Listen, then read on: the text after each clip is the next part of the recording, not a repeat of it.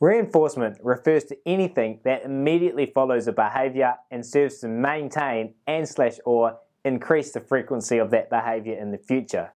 Some aspects that I find are frequently misunderstood is that reinforcement comes in many shapes and sizes, and it's not always as it seems.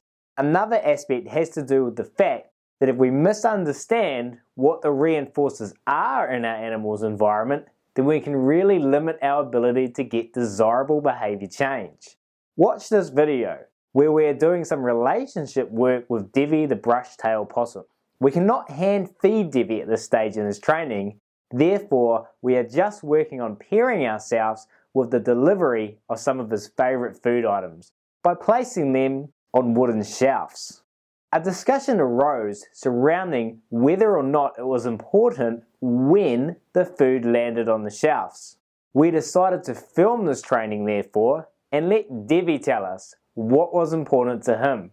We used the direction of his gaze to identify where the important information was held.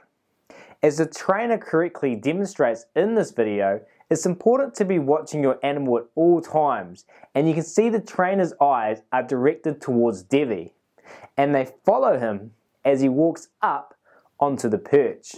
Communication in any training scenario is a continuous feedback loop between both learners in the situation, animals and trainers. Devi is therefore additionally watching the trainer, with his eyes focused on her hand. The trainer decides it's time to place the food, and due to the necessity of coordinating that food placement, her eyes had to change their focus to the shelf.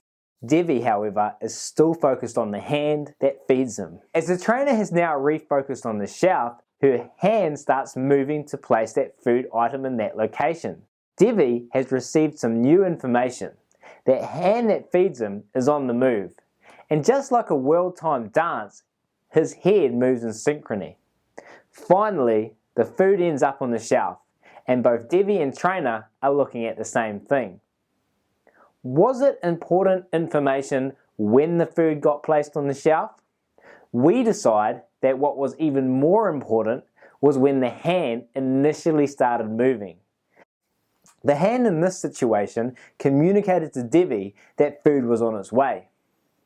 Understanding that reinforcement occurs immediately after behaviour allowed us to utilise this new information to our advantage, and in future training communicate to Devi exactly when he had done the right thing by timing our hand movements. To get the best results from your training, identify all the reinforcers in your animal's environment and use them if you can, like we did in this example, to your advantage. If you can additionally add your reinforcers into the environment immediately after desirable behaviour has occurred, you will be well on your way to success. We hope you have enjoyed this week's training tidbit.